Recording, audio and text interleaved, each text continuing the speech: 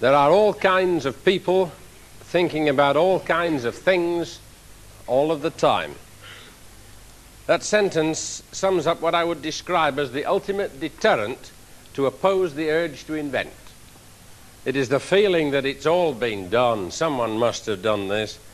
I was born too late. All the good pickings were in the last century. And other such rubbish.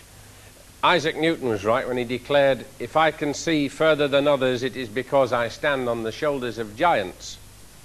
And you start counting up Newton's giants.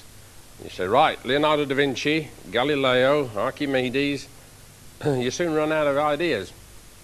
But Newton knew nothing of Faraday even, and Maxwell, Rutherford, Max Planck, Niels Bohr, Geiger, Einstein, Mach. Our list of giants runs into hundreds.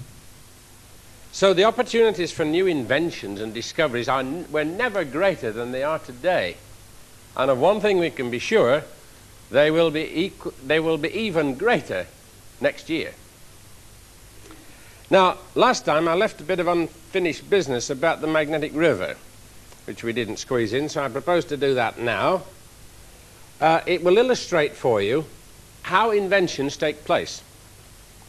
It is often the pressure of something else, like Transpo 72, or a chance remark, and I make most of my inventions when I'm talking to other people. They've come to see me about something or other. We get to talking about something else. I drag them from their interest into mine, and then they thank me when they leave, and I feel as if I should pay them a fee because I feel as if I've used their brain to sort of reflect from. Now, when you discover something or observe something for the first time, you think, God, what about that? I wonder how that works, you know. And then you make one, and you look at it, and you decide you better find out how it works. And so you set about a detailed series of experiments, and eventually, of course, you have to do the sums. It wouldn't be respectable without doing the sums. And so you do the sums, and then you publish it as a paper in a learned society journal.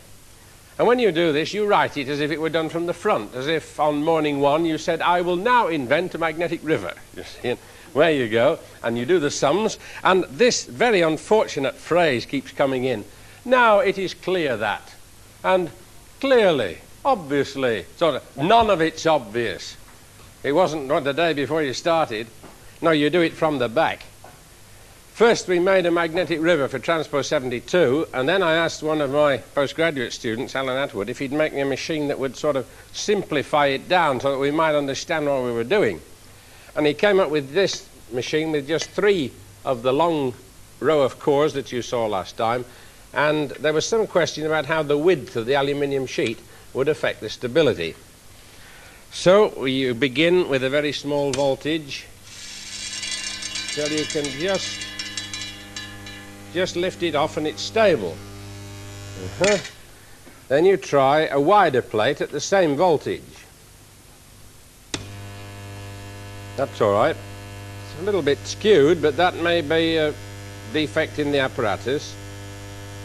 Now you must remember that at this time a commercial company was making the Transpo 72 model, and they realized that it was much more difficult than flying an aeroplane. In addition to pitch and roll and yaw, you've got lateral disturbance, vertical bounce, and propulsion to look after as well. You want stability in 5 axes and propulsion in the 6th, and you'd like to get critical damping. Now, the first vehicle they made went along the track all right, but once it was disturbed in roll, it rolled all the way. It was hardly damped at all. And they discovered that if they made the plate wider, then it damped out the roll, And I said to them, but I bet it makes it less stable. And they said, oh yes, it's not as good in lateral shift. I mean, this one's quite good. You can move it quite a long way. So you try a bigger one. That's higher still. That's gone really skewed. And it's a little bit more shaky on its legs in that direction. And you put a very big one on, and it falls off either side.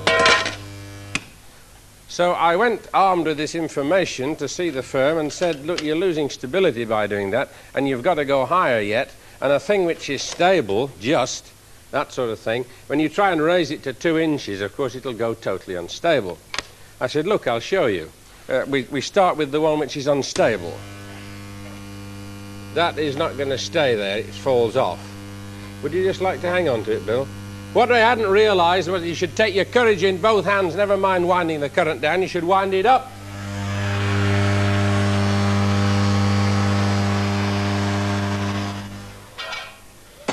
That is one of many reversals I've had to make in my inventing. You think you're going along the right path, and all of a sudden it gets darker ahead, and all the time you should have been going the other way. Who would have known that you had to raise the plate, increase the current to make it more stable? Well, now we then saw the magnetic springs, and I thought I'd like to show you the forerunner of the magnetic spring experiment, because it does display something new. This is a pendulum in which the sheet of aluminium has been replaced by a piece of steel with some copper wire wrapped round it and joined. Now I can switch this on and start. I pulled a wire. I thought I felt something give. Yeah, thank you, Mary. Turn that down. I can think of a good 3 reasons why that pendulum should not begin absolutely from rest.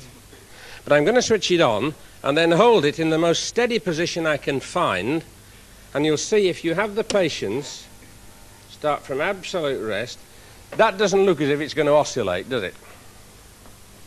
And even if it begins a little oscillation, you suspect that's only some defect in the structure. You can't see how that could go on building up higher and higher and higher. You've got your 2 linear motors that were on an arc, back to back. When it reaches the end of the travel, it hits some real springs, not magnetic ones, and then it runs rather smoother.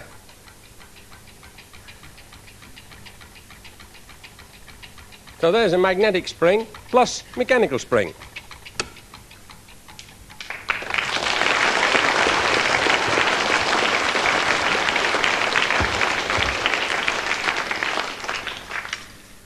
Now this is an old chestnut with modern modifications. I didn't show these in 1966. First of all, it is the ordinary jumping ring experiment that began in 1880. It still fascinates people. You put the ring back, it appears to float. You can go on arguing about where this should float, which is only half as thick, and you might come to the conclusion it should float in the same place, and you try it, and it does, and so it isn't very interesting. And this is where the invention part comes in. If you're not an inventor, you say, yes, it should float in the same place, and you try it, and it does, and so you put the apparatus away and you go home. But if you're an engineer, and you're a curious engineer, you say, I'll make it thinner still. It's down a little. All right, make it thinner still. Ooh, it's down a lot. Now, why is that? And you start to work out reasons why this is, until you're convinced that you know why this is too thin. If I put a thinner one on still, of course it'll not have any lifting force at all. Or will it? What do you think? You think it will? Well, you're wrong, it doesn't. This is a bit of household kitchen foil. Just shows the beginnings of lift. And I was satisfied that I hadn't understood this until one night I've been showing someone and left this thing switched on. As I usually did, I collected the rings together and sort of put them over the top. As I was doing it, I noticed something happened.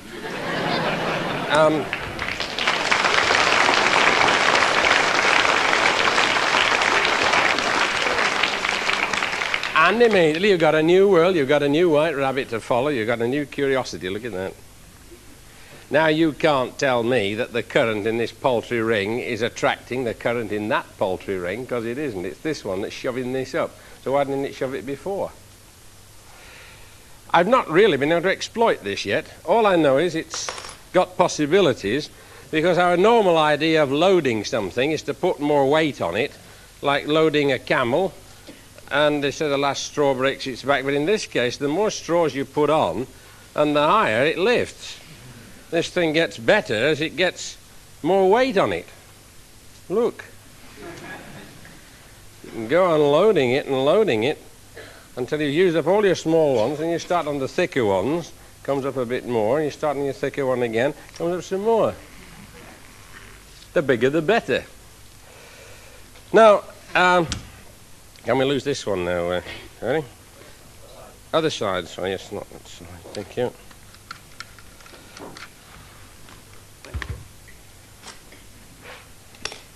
The liquid.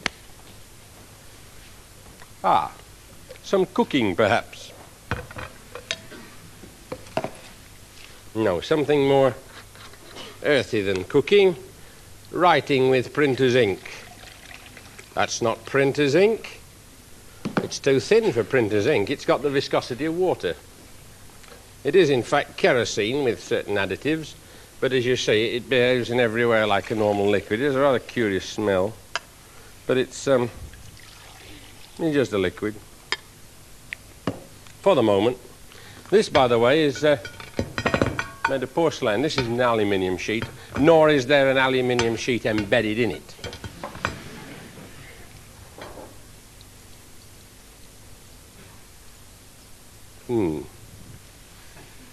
What's he going to do with that? He's going to get himself a great big magnet, and he's going to hold a plate of liquid over the magnet. A heap of liquid, no less, and a large attractive force holding it down. Take away the big magnet and we'll do it with some alternating current magnets. We'll try it on dictators. We'll try it on Allen's levitator. You've got to watch it doesn't crawl over the side, because if it crawls over the side, it makes a dreadful mess of everything. All right, should be on. It's having a try at that other side, Bill.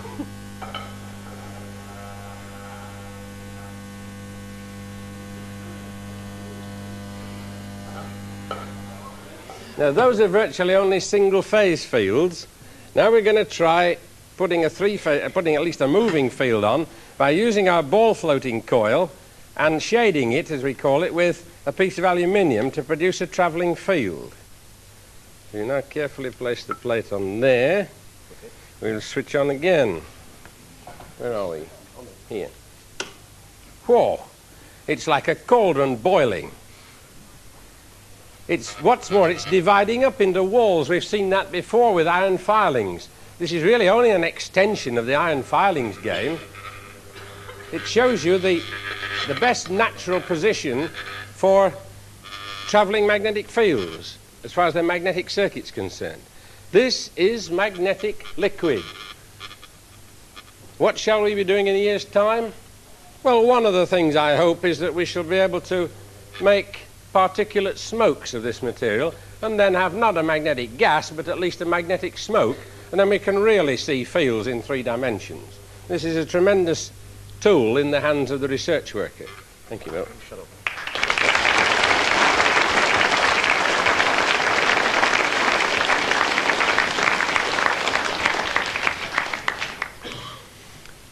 Now,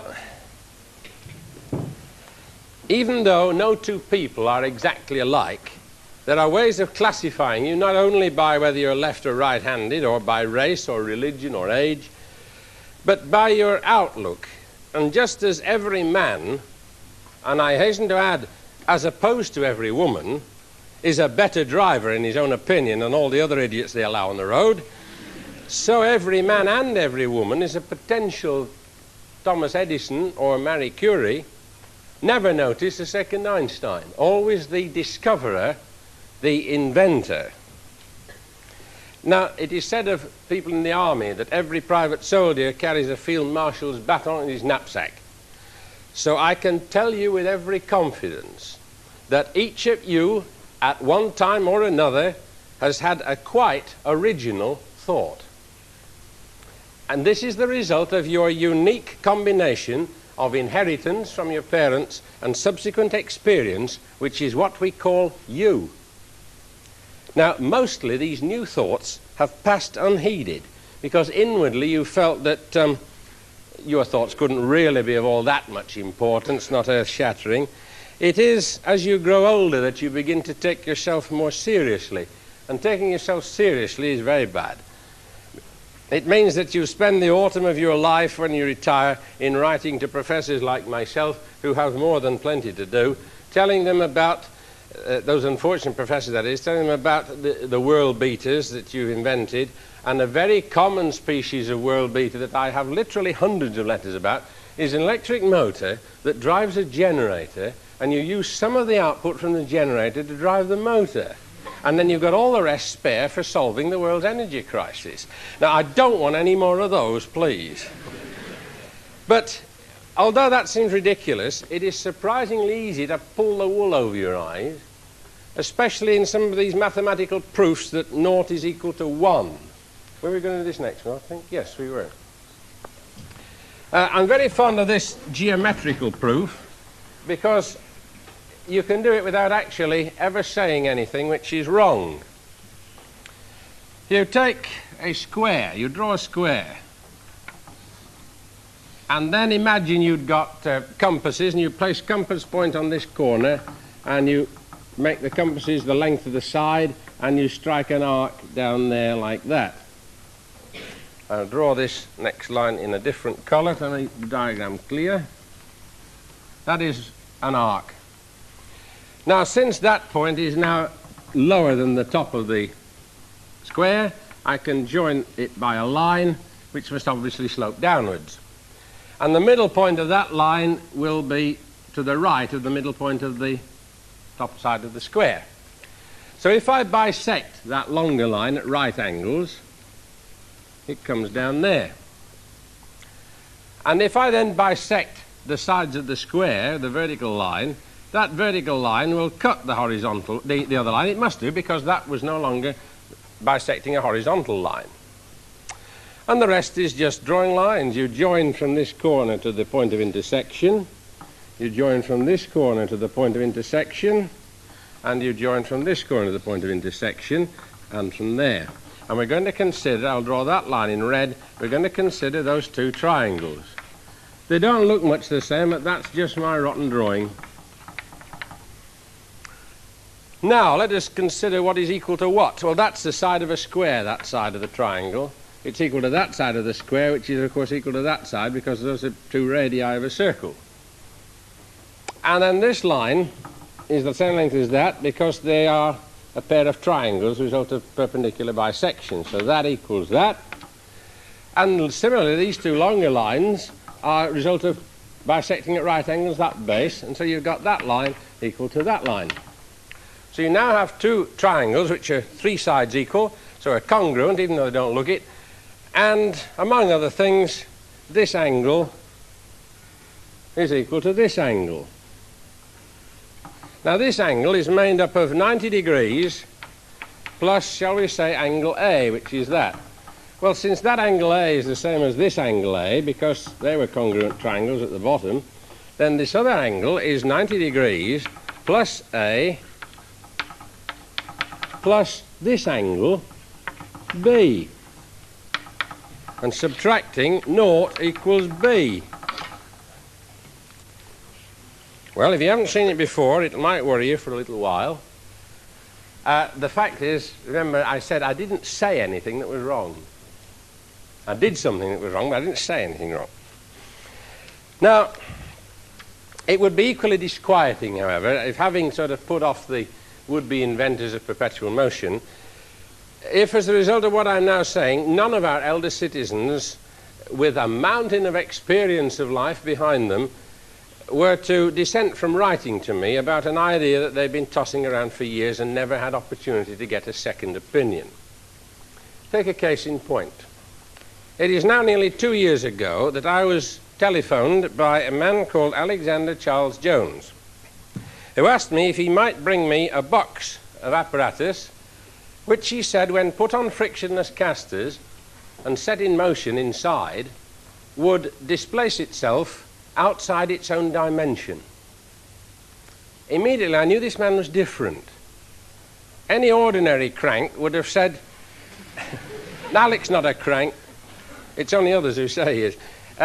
No, I should have said any ordinary crank would have said, how would you like to see Newton's laws disobeyed, you see?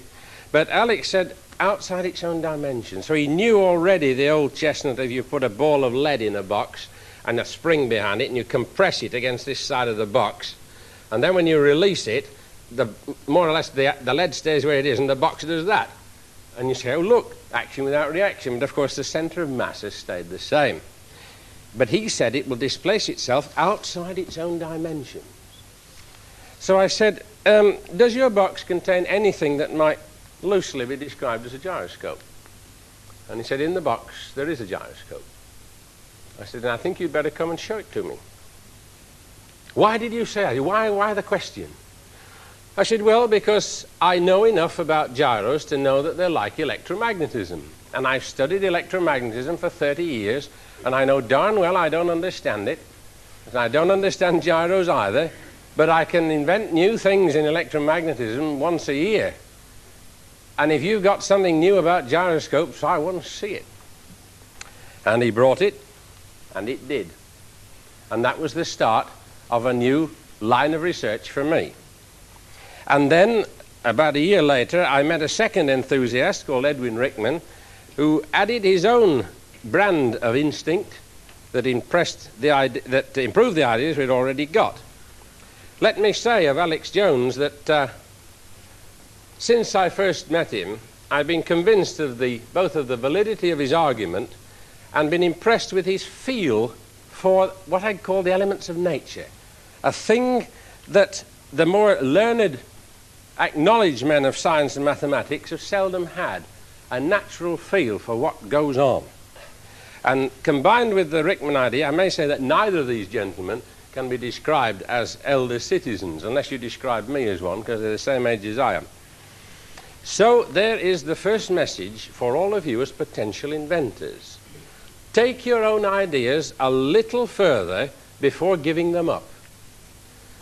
Keep your experience like a sort of treasure house that you can draw on whenever you like, but never, never let it be your master. Be on the lookout for impossible things, the sort the Red Queen dreamed up before breakfast. For example, in 3 dimensions, you know, we're not very good at thinking in 3 dimensions, we've said that before, but I've cut a hole in a piece of paper the size of a 5-penny piece. And I am now going to try and pass through that hole a 10-penny piece, which is obviously bigger than the hole. And I must not tear the paper in the process. How difficult is this? Well, really, it's not difficult at all, is it? Can you imagine what is the smallest diameter of hole in relation to the diameter of a 10-penny piece that I can pass through without tearing? There is a problem for you to worry about on the way home, and I think a profitable problem from the point of view of stretching your brains a little. So now let's go to 3 dimensions and see if we can repeat the trick. There are 2 cubes of the same size. I am going to pass one cube completely through the other. That ought to be good, doesn't it? But I first of all have to show you how much of this cube I have to cut away in order to do it, and what's more, in what direction I have to cut it in order to do it. Take out the wrapper and see the skeleton of the cube that's left inside is like that. It came out of there, you know it did, don't you? So you'll have no objection if now I push the white cube completely through the black one.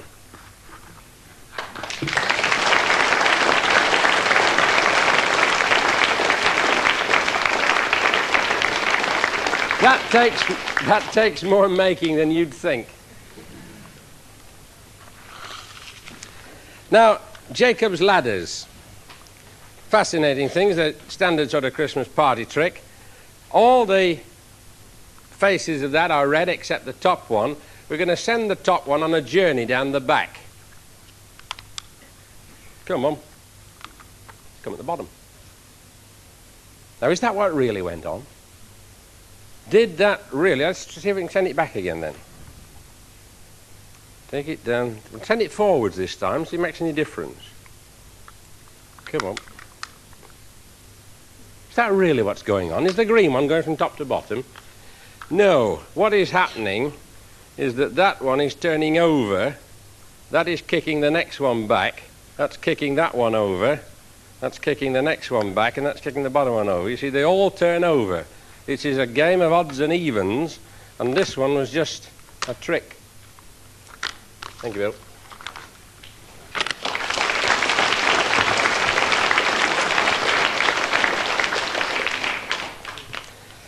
Now, I used to think that Rudyard Kipling's poem If made too many demands on a man.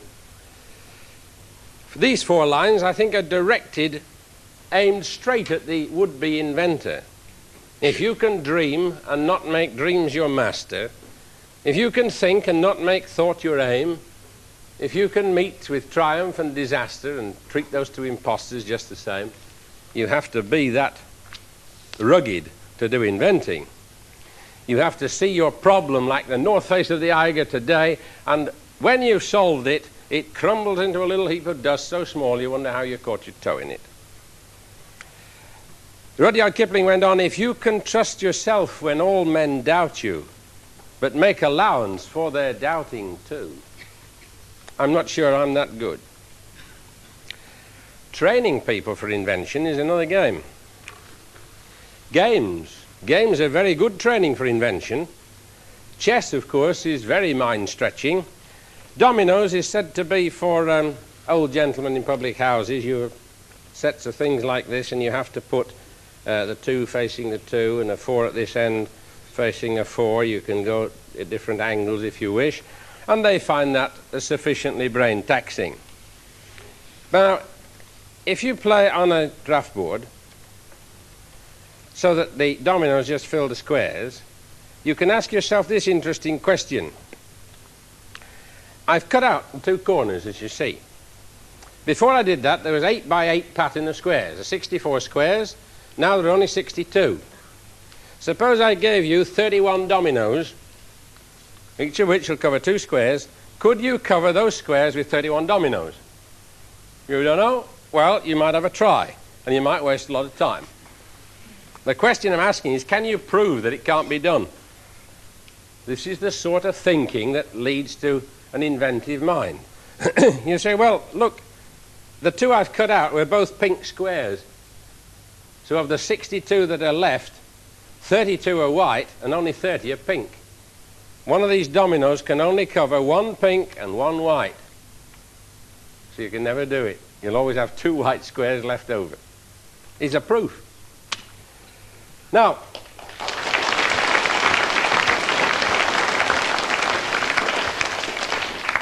extending the idea of dominoes, first of all, going backwards. That's a monomino. That's not very interesting, is it?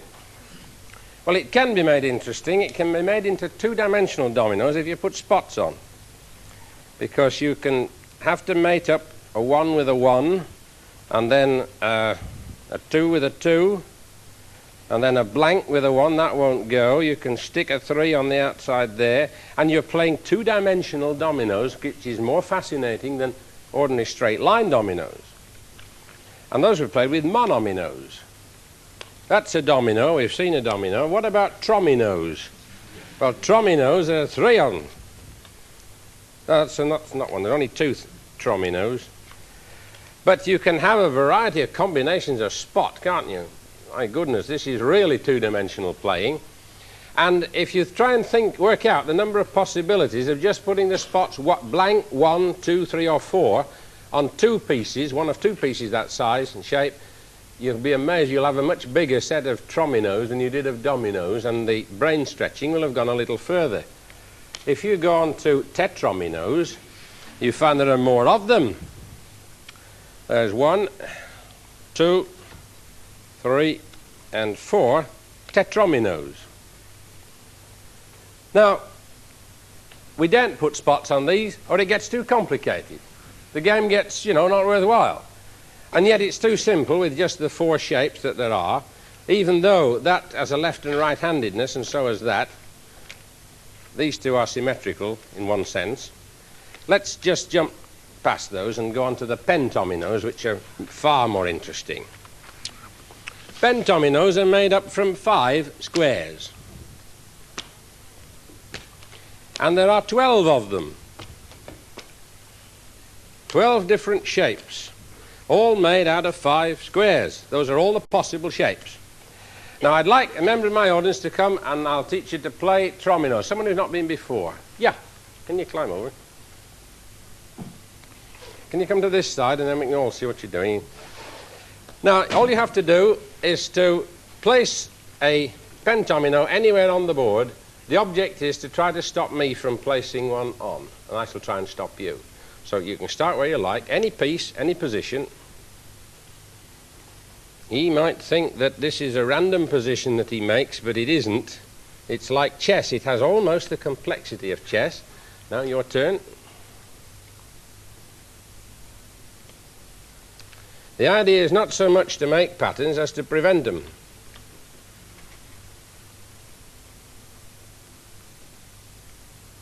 That's rather clever. Not sure I'm going to win this one,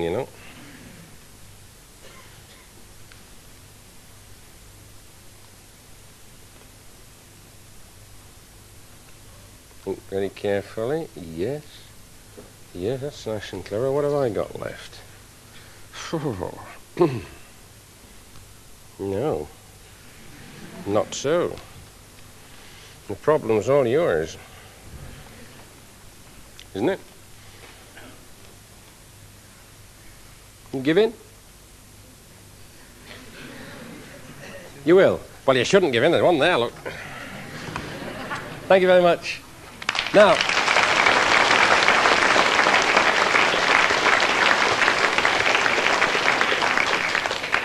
if you tire of that game, then all you've got to do is to separate these pieces into symmetrical and asymmetrical pieces. That looks asymmetric, but it isn't. It's just the same upside down as there as far as this game's concerned. So is that. This one's asymmetric. Turn them upside down. In fact, I've coloured the asymmetric ones a different colour on the back. The symmetric ones I've left white because there's no point in turning them over. Now we've got symmetrical ones and asymmetric ones, and now you can play these either way up. And that gives you yet another dimension. And now you can go on, of course, and do hexominos. That's when you get bored with this. And hexominos really get rather numerous. These are all the shapes you can make with 6 squares. They don't fit that board anymore. But you see how many there are. Why are they divided into piles like that? The answer is it's like cutting out the corner problem. Every hexomino in this set covers 3 pink squares and 3 yellow ones, 3 blacks and 3 whites. These cover 4 of one and 2 of the other. So these are the odd ones and these are the even ones. And rather than playing games, people have spent lots of time trying to put those together into interesting shapes, of which I've got an example here, showing clearly where the odd ones lie. And that is a difficult thing to do. That is simply an exercise in 2-dimensional topology. But a man who made it 3-dimensional produced this fantastic thing. He said, look, there are 12 pentominos, each made of 5 squares. 12 fives are 60. There are 6 sides on a cube. If you could put 10 squares on each side of a cube, you ought to be able to make all the 12 pentominos fit exactly around the cube, if you make the side of the cube equal to root 10. So he stuck them together like that. If you examine that a moment, you'll see that it contains all the shapes I've got here. If I pick any shape at random, I can find it on this either one way up or the other. I'm having a job with this one. I know it works because I can't. Can you see it? Somebody come and point it out to me. On the side. Come on, you come and show. I can't see it from here. I'm standing too close to it. Where does that fit? That fits there. I think we've got a mistake on here somewhere. Anyway, the one thing that's not wrong is the outline. I think the two of these are alike, and there's a left and a right-handed one of those, and there shouldn't be, I think. Anyway, what he did was to turn it over and put the folds in at an angle to the lines of the pentominoes, an angle tan minus 1, 3. And then when he folded up the cube, the bits that were hanging over were filled in exactly by the holes in the other bits, so that by the time you'd folded it all round, you had in fact completely filled the cube. Now,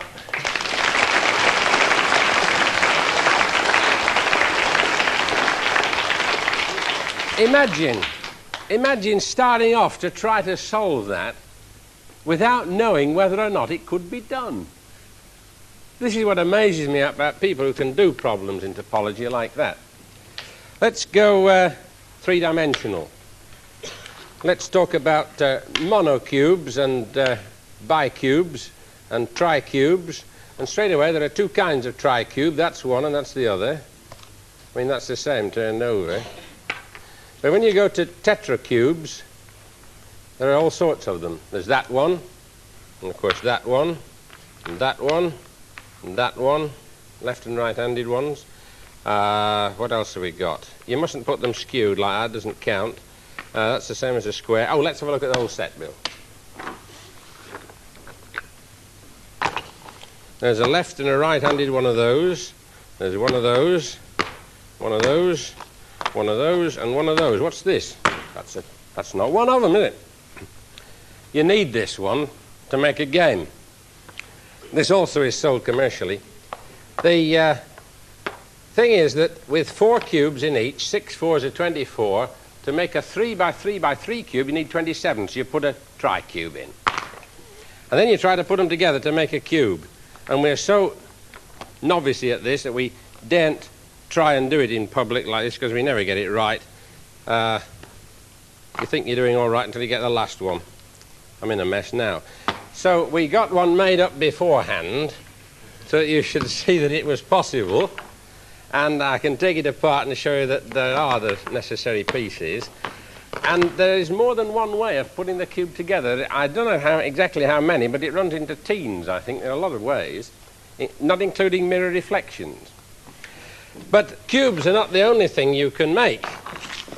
You can make all these pretty things. There's an armchair, a settee, and an easy chair, a monolith or monument, a gravestone, and Mr. Coates here says that's a grave, but I think of it as a Roman swimming bath.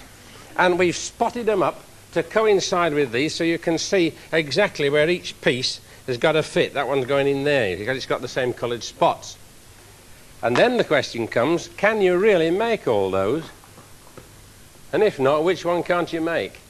It's like looking for the absence of pins, isn't it? It's a very difficult thing. This is actually the one you can't make.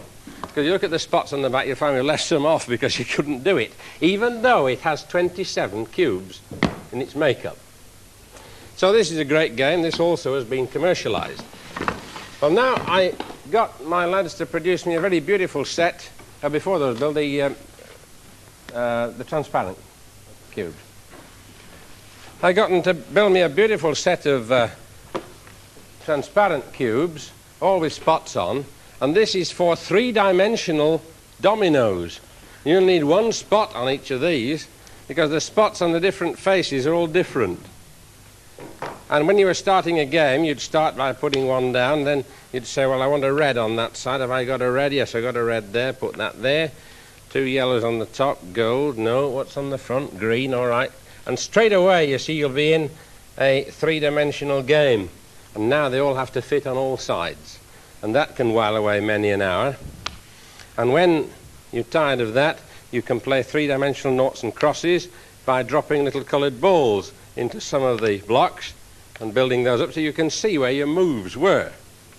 But of course it would be rather expensive commercially, and the commercial version of these is shown here, where you have 4 decks and you have coloured counters, as it were, and you put them in, the reds and blues, and you make a move, and your opponent makes a move, and so on. And now there are a lot more ways of getting a row. A winning row can be 4 along there, which on our blackboard we show you how many possibilities there are of producing a row like that. Horizontal, parallel to the edge, as I've got it there, 32 possibilities. Diagonal in the horizontal plane. That's the usual noughts and crosses one, across the top. And there are 8 of those. Vertical parallel to an edge, there are 16 of those. That's a winning line too. And then diagonal in the vertical plane, of course, across there. That's a winning row. And finally, the most complex of all, right across the diagonal, 1 in and 1 across in each case, then 2 in and 2 across, and 3 in and 3 across like that, makes the most complex one. Now, did you notice you don't have a 3 by 3 matrix like you do for noughts and crosses? Why is that? Well, if you try it, you'll find that the one who starts can always win. So you have to make it more complicated. So you have to have a 4 by 4 by 4 matrix. Now, we think that we get confused with the 3rd dimension, the one that Einstein, the 4th dimension, or the one that Einstein meant. But really, a mathematician knows no boundaries as far as how many dimensions are concerned. He says, I can play 4-dimensional noughts and crosses very easily. Just want 4 of these. And now you've got some new kinds of rows you never even thought of. Because now this is to be regarded as a row. 1 in the first, 2 in the second, 3 in the third, 4 in the fourth. That constitutes a row. So does this.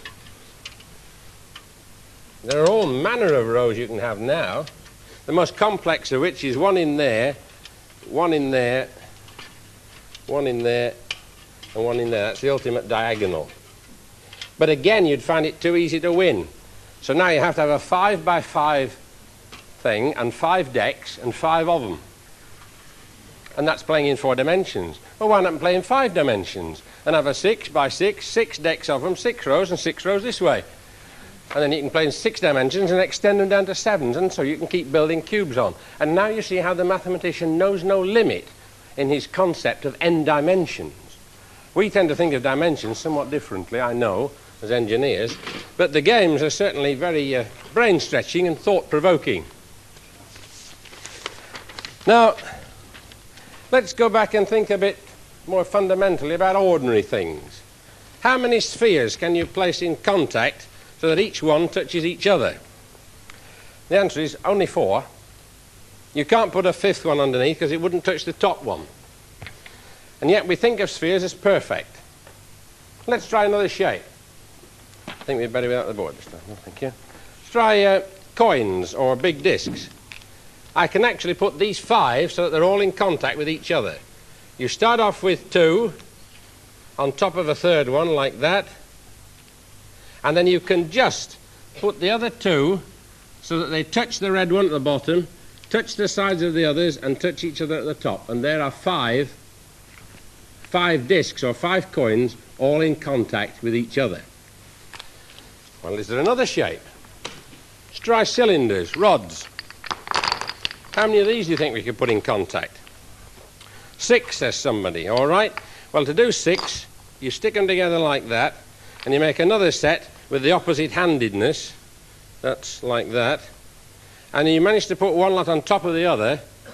If they're long enough compared with their diameter, you can make them up to look like this. And if you then arrange those in exactly the right way, you can just get each one to touch each other by the time you get to the tip to make 6 rods all in contact with each other. And you walk away and say, clever boy am I. 4 spheres, 5 discs, 6 rods. 7 rods. You can put another down the middle. All those are in contact with each other. And the question I leave with you is there a better shape? Can you do 8? If so, what was the shape you began with? These are exercises for stretching the brain. Puzzles, conjuring tricks. This is a spring. Very ordinary thing. We've joined up the end so you can't cheat. We're going to drop a ring onto it so that we can just lift it off again. Would someone like to come and lift it off? Yeah, you can come on. Come round to the front, then we can all see. Come and lift the ring off the spring. How are you doing? That's all. What have you done? You got it over 2 now. You see, the mistake you made was bringing it over the end. I know it looks ridiculous to bring it over the end, but look, all you've got to do is lift it off. Okay, now you lift it off. You'll all want to make one of these. Never mind, I'll show you. Look.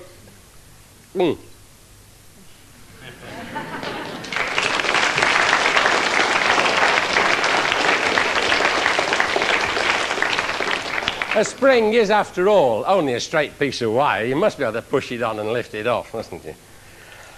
Now, a little story about a mathematical postgraduate student called Arthur Stone, who was at Manchester University in 1939, and he got a fellowship to go to Princeton, and there he met up with some fellow mathematicians, notably a man named Tukey, a man named Feynman, and Bryant Tuckerman. And Arthur Stone found that his English binders for his notes were smaller than the American standard piece of paper. And so very laboriously he cut off all the strips about 1 inch wide from all his American paper. And he thought, what a waste of paper. So he started folding them. And he came up with such interesting things. He showed them to Tuckerman and Feynman and Tukey, and they formed a flexigation committee. They were the world's first flexigators, and here is a very simple flexigon. What you do with a flexigon is to open it out, and it's like a book. There's page 1, page 2, 3, and 4. Would someone like to come and find me page 5? Come on. By flexing, find me page 5. Stand this side and turn around that way, and you show me where page 5 is. You've got it straight away, you see. Pull it open, don't be afraid. You've got to flex it. Pull the spline of the book apart. No, fold it up. And then pull. That's it. 5 and 6. Thank you very much. The only thing was, he forgot to look for 7 and 8. Every piece of paper's got 2 sides. That's a simple flexigon, but what about this? This is a hexaflexigon. That's orange coloured, and there are 3 patterns. There are diamonds, triangles, and circles. They make a hexagon, or a star, or a circle. What you do is to flex it about 1 corner and open it out like a flower, and you get another colour, another pattern. And then you do it again. And you get 3rd colour, green. Now, when you've got 1 colour, you look on the back, you've got another. You've got diamonds in yellow now. Green, you've got circles. When you flex green, you've got hexagonal green there, and you've got orange on the front. And you can go on round doing this almost as long as you like, and it's a fascinating thing to do. Oh, look, we've got another colour.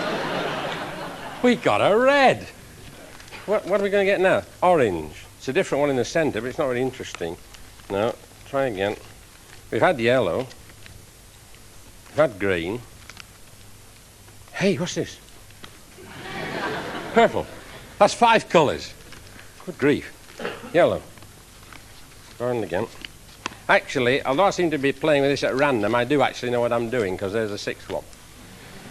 Now, what I was doing then was going through the motions in such a way as to bring up all the 6 colours and all the 6 patterns in the smallest number of moves. And that was invented by Tuckerman, and he named it a Tuckerman traverse. You now see there are 6 colours and 3 patterns. That is 18 possible combinations. But you can only get 15 of them. There are 3 combinations you can never get into the middle. They always stay as fragments on the outside. Now, these are very bright fellas, and this was long before the Permissive Society. They made one with pictures on, so that when you got into the middle, you got the satisfaction of seeing the picture that you'd made up. And when you flex it, you get a different picture. Won't flex about that corner. Won't about that. Sorry. There's one. Nice picture of flowers. And when you get one of the rarer ones, they get to be more interesting, because on some of the... That one open. 1, 2, here comes an interesting one. 3. Why is it interesting? Because it's got what the originator called pictures of comely, undraped young ladies in the corners. Ooh, I'd like to get that in the middle. Have another go. Of course, those are the 3 you can never get in the middle.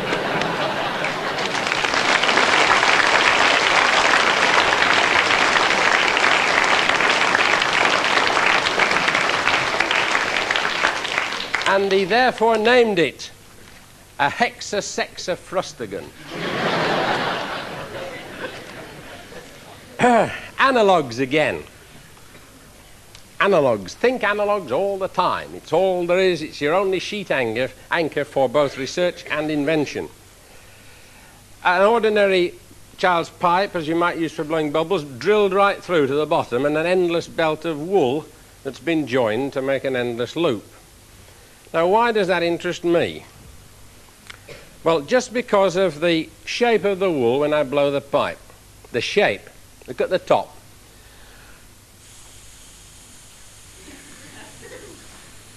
See that little kink?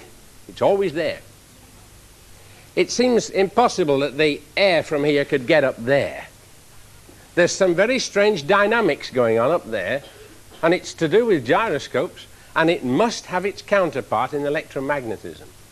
And so it might just be fruitful to go looking for that kink in an equivalent electromagnetic system.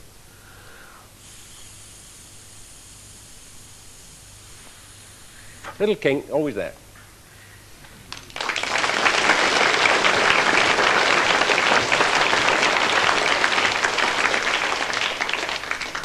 Now, the search for a tidiness in pure science has probably been as hindering to progress as it was in the old alchemist days of everything made of earth, fire, air and water. That's all neat and tidy. We go home happy. Nothing is perfect, said the philosopher in James Stevens' The Crock of Gold. There are lumps in it. What a lovely description of the whole of science. When you think you've sewn it all up, there are lumps in it. When we dabble with left and right, with duals and parity and with mirrors, we become more conscious of human limitations than perhaps with any subject outside biology. We find a true humility that can be nothing but good. Mostly, I think we delude ourselves and create bigger problems than were ever arranged for us by nature. Let me quote you from a man who estimated the number of particles in the universe and found it to be less than a Google. A what? A Google. When I say a thing, say Humpty Dumpty, it means exactly what I mean to say. And the man who invented a Google apparently asked his small son, he said, I've got a new number here, what's a good name for it? And his son said, a Google. And he said, oh, that's it. Now, a Google is 10 to the power 100. Bit of chalk. And Eddington estimated that there were only 10 to the 80-something particles in the universe. So 10 to the power 100 is 1 with 100 noughts written on it. Now the mathematicians wanted a bigger number still, a whole order of magnitude bigger. So they went to 10 to the power a Google. I'm not sure I spelled that right, but maybe AL, I'm not sure. But 10 to the power of Google, they called a Googleplex. And if you notice, you can never write that down in decimal digits because you need more pieces of paper than there are particles in the universe.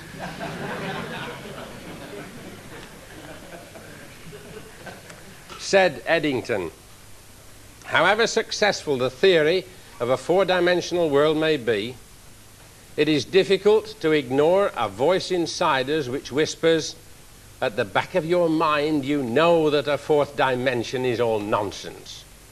I fancy that voice must often have had a busy time in the past history of physics. What nonsense to say this solid table here, on which Faraday, as well as myself, was leaning at one time, that this is a collection, said Eddington, of electrons moving with prodigious speed in empty spaces, which relatively to electronic dimensions are as wide as the empty spaces between the planets of the solar system. Looks solid to us. What nonsense to say that the thin air is trying to crush my body with a load of 14 pounds every square inch. What nonsense that that star cluster I can see in the sky now is a glimpse into the past age millions of years ago. Let us not be beguiled by this voice. It is discredited, says Eddington. We have found a strange footprint on the shores of the unknown. We have devised profound theories one after another to account for its origin. At last we have succeeded in reconstructing the creature that made the footprint, and lo, it is our own. We are the only monster. King Carnos, in the play Laughter of the Gods, says, a man is a small thing, and the night is very large and full of wonders. At the time we were doing our first experiments on the offset gyro, I was in the basement workshop below this theatre.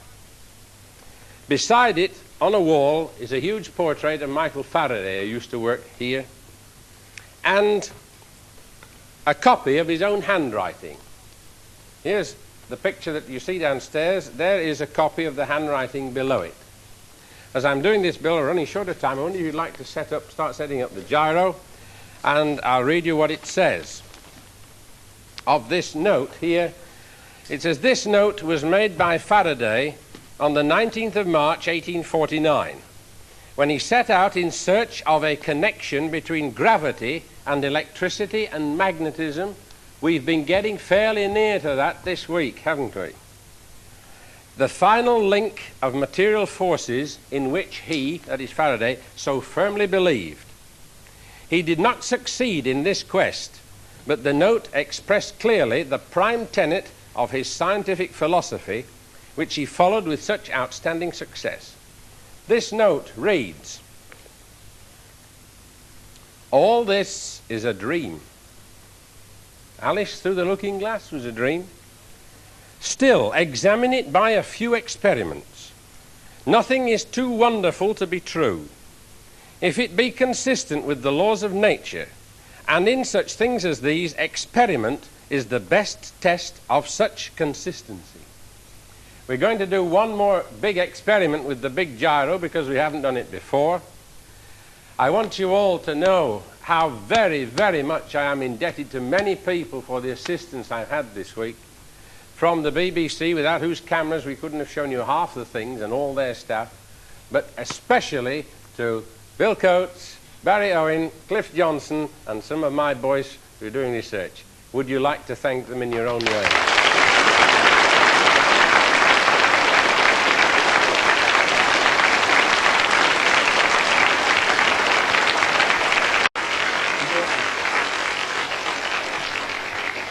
Have we not had too, with Alice Through the Looking Glass, a sort of dream in which at the same time we followed Faraday and tested it experiment by experiment? Did his quest really fail? I wonder. Let me send you away with this experiment and Faraday's words. All this is a dream. Nothing is too wonderful to be true. There are no words that I can add to better those.